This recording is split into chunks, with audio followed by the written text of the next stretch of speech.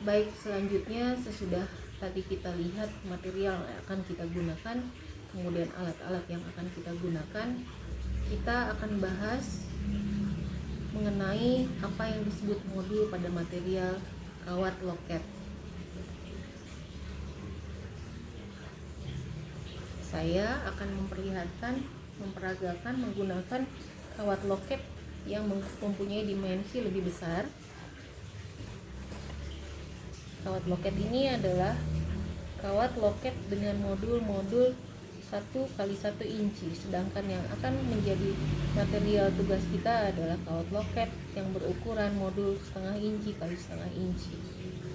Kita gunakan kawat loket 1x1 inci untuk memberikan penjelasan kepada kalian apa yang disebut modul. Pada setiap bentangan kita di sini akan melihat berapa jumlah modul. Di sini kalian bisa hitung ada kotak-kotak ke arah bawah, kemudian ke samping kita akan sebut ada 6 modul kotak ke bawah, kemudian ada 7 modul kotak ke samping. Kemudian setiap modul ini harus kalian olah karena modul ini masih merupakan bahan dasar, bahan baku yang akan kita gunakan. Kalian bisa memotongnya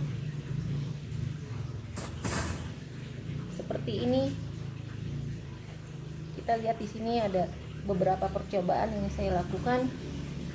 Ada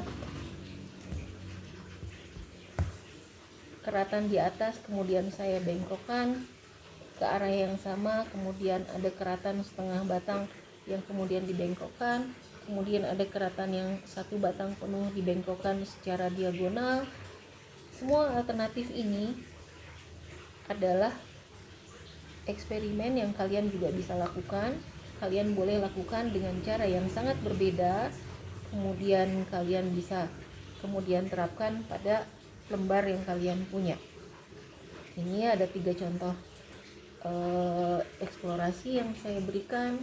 Kemudian kalian juga bisa melakukan seperti ini. Kita mempunyai modul dengan luas yang berbeda. Ini adalah modul yang kemudian berukuran 2 inci kali 2 inci. Kemudian selanjutnya, ketika kita sudah menerapkan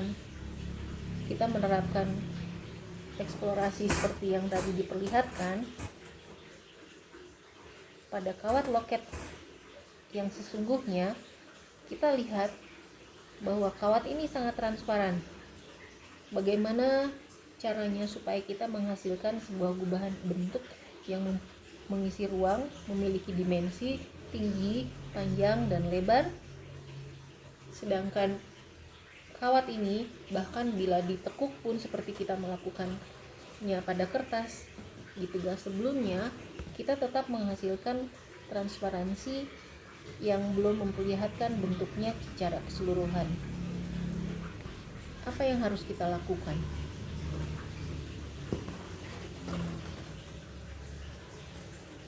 Pertama, dengan melapisinya.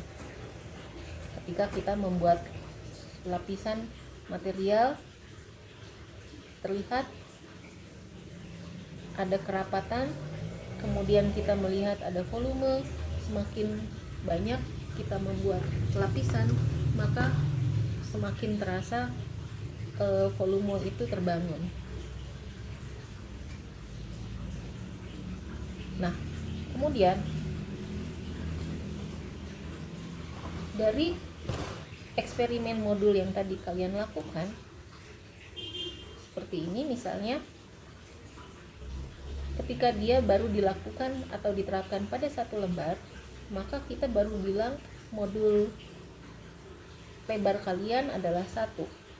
Padahal kita kemudian akan membangun sebuah gubahan bentuk yang memiliki dimensi ruang, tinggi, lebar, dan tebal, atau mempunyai ketika kita letakkan pada sumbu XYZ, dia mampu mengisi ruang tersebut pada sumbu-sumbu XYZ-nya.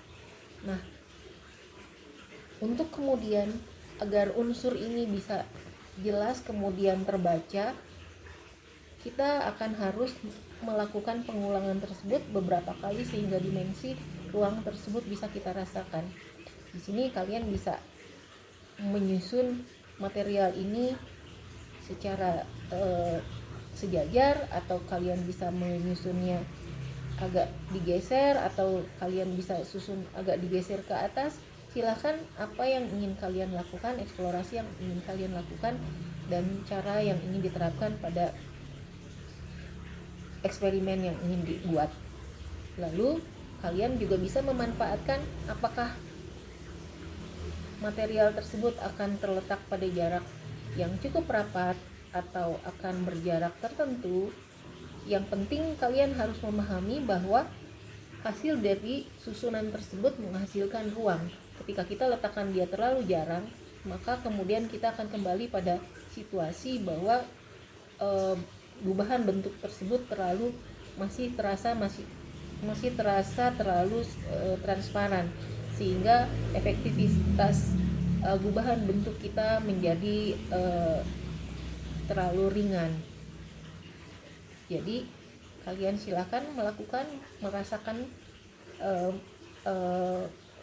efek dari cara melapisi berulang-ulang tersebut. Kemudian yang harus kalian lakukan lagi ketika menyusun material-material ini, kita harus menjaga agar setiap lembar material saling terkunci dan diam. Bagaimana caranya? Di sini kita lihat setiap pinggiran lembaran mempunyai sisa kawat yang lepas dari rangka segi empatnya. Ini adalah potensi untuk kalian gunakan sebagai kuncian satu sama lain setiap bidang. Silahkan kalian mencobakannya sendiri nanti dengan alat yang sudah dimiliki. Kalian bisa mengikatkan antara batang kecil ini kepada lembar selanjutnya dengan cara yang cukup rapi, sehingga akibat lipatan tersebut tidak akan membuat gumpalan yang nanti akan mengganggu pandangan mata kita ketika kita melihat gubahan bentuk. Kemudian yang tadi diperlihatkan adalah konfigurasi lembar-lembar yang masih datar. Padahal lembar kawat ini mempunyai potensi untuk ditekuk, dilipat. Seperti di sini terlihat kita melakukan tekukan, dan tekukan ini akan tetap diam stabil sebagaimana material kertas yang lalu. Material kertas memerlukan kuncian. Material kawat sebetulnya dia tidak akan terpengaruh oleh cuaca, tidak akan terpengaruh oleh kelembapan, dia akan tetap diam seperti ini. Kemudian selain bentuk yang masih geometris, kita juga bisa melakukan bentuk yang lebih organis. Di sini terlihat saya sudah melakukan pemotongan pada bagian kawat, kemudian saya tarik sehingga kita menghasilkan bentuk yang organis. Bentuk ini kembali pada penjelasan tadi, dia masih akan berupa bentuk tiga-dimensional yang transparan. Bagaimana caranya supaya dia menjadi bentuk yang masif atau mempunyai makna pada sebuah ruang? Maka kita harus melapis-lapisinya sehingga kita dapat merasakan hadirnya bentuk tersebut, ketebalannya, intensitas ruangnya, bahwa ada gelap terang yang cukup bermakna di samping dibanding kalau hanya kita membuat bentuk yang transparan dari selembar ini. Lalu kemudian bentuk ini memerlukan kuncian karena bentuk organis yang kita buat tersebut masih berupa bentuk yang akan lepas kembali ke bentuknya semula ketika kita lepaskan memegang. Maka ketika kalian hubungkan beberapa lembar yang sama, mempunyai karakter yang sama, kalian harus menguncinya agar dia dapat diam, atau kemudian melakukan di beberapa bagian tekukan-tekukan atau yang pada tugas kertas kita sebut rusuk. Di sini kita bisa terapkan juga sistem rusuk. Lalu untuk memperkaya alternatif kalian, tadi sudah agak saya jelaskan sedikit. Kalian bisa menyusun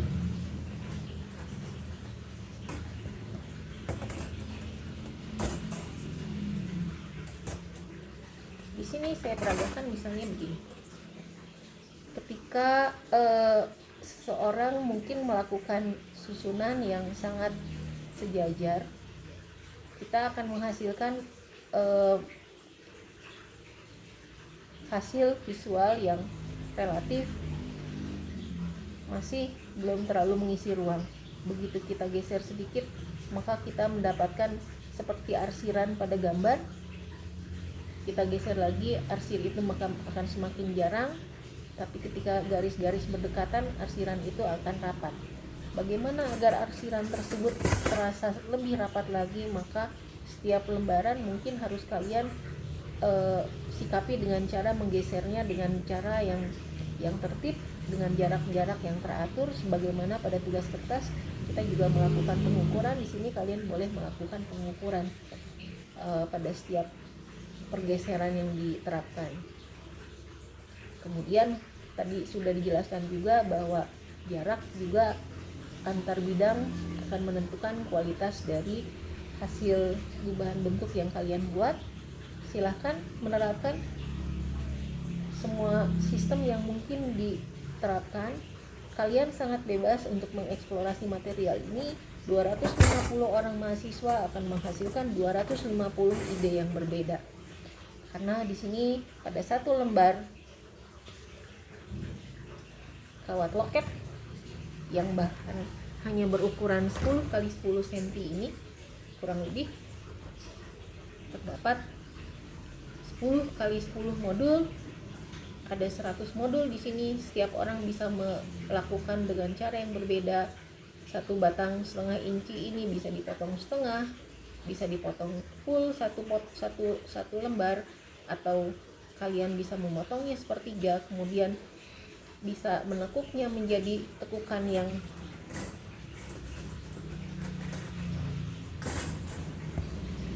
(15 derajat), atau seseorang ingin melakukan tekukan 45 derajat, maka akan muncul ide yang berbeda satu sama lain.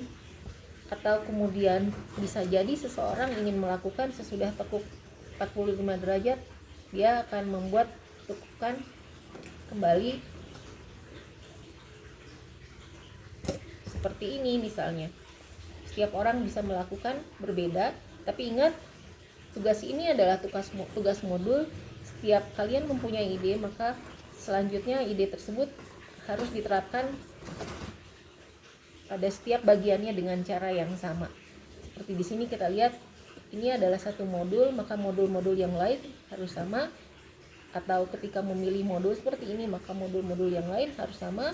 Atau bila ingin mengolah modul seperti yang ini, maka yang lain pun harus disikapi dengan cara yang sama.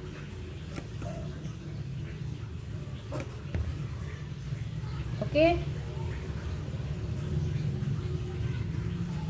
Ini adalah yang bisa saya jelaskan pada tugas ini.